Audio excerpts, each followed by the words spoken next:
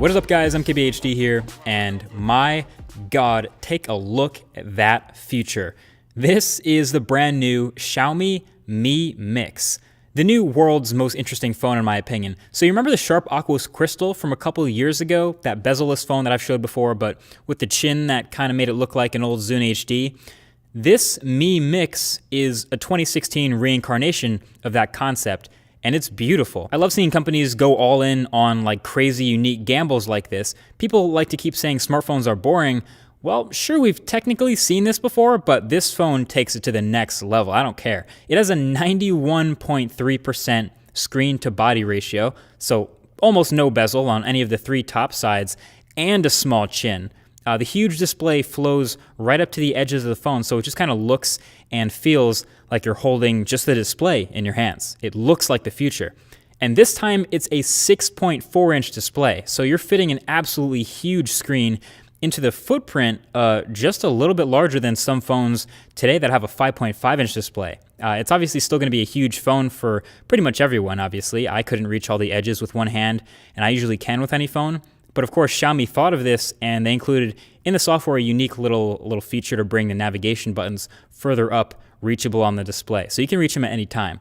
Fun fact, this is also actually a 17:9 display, which is why videos don't completely fill it like they did with the Crystal, but pretty much everything else does, especially if you capture your own media.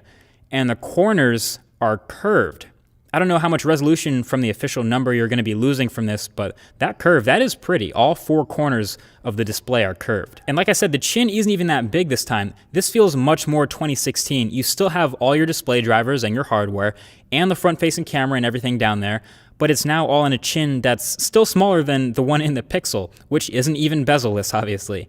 It really makes other phones' bezels and edges look big. So the advantage, again, to having this display go right up to the edges, one, the camera, the viewfinder, looks amazing. It kind of looks fake at first, actually, but yeah, taking photos and videos with this camera is sick, really immersive.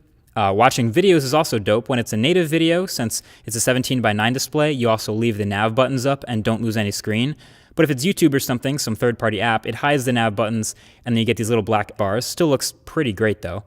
And yeah, just generally everything involving content, you're going to have this much more immersive experience. The display looks great. You got to get like a sick high-res wallpaper, obviously, get all your apps and games. They're going to look great going all the way to the edge. Now, the disadvantage, number one, would be, because it's so close to the edge, accidental touches. But the edge rejection in the software already seems pretty good, so that's a good sign. So the biggest con now is probably durability, because you know, obviously, if you drop this thing without a case, it doesn't stand a chance with almost no protection.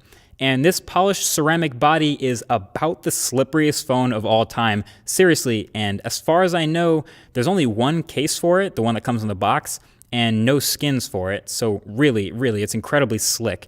If you don't like the included case, you're out of luck, but I guess at least the one that it comes with is actually pretty nice at keeping the modern look and a pretty frameless image.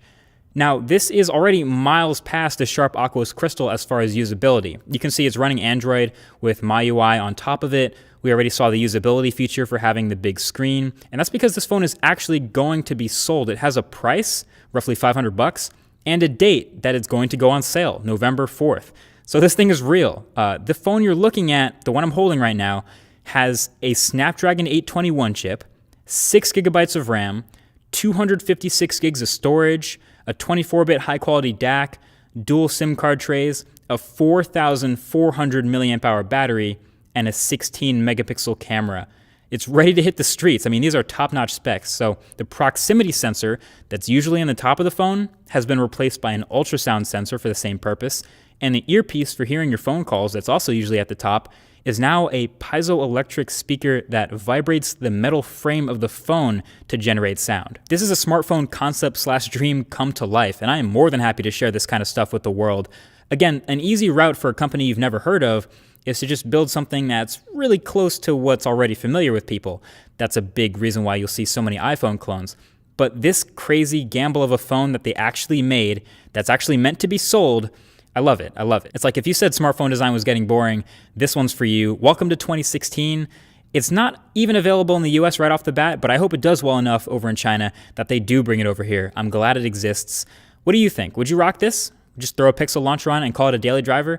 Let me know. Feel free to sound off in the comment section below. That's been it. Thank you for watching, and I'll talk to you guys in the next one. Peace.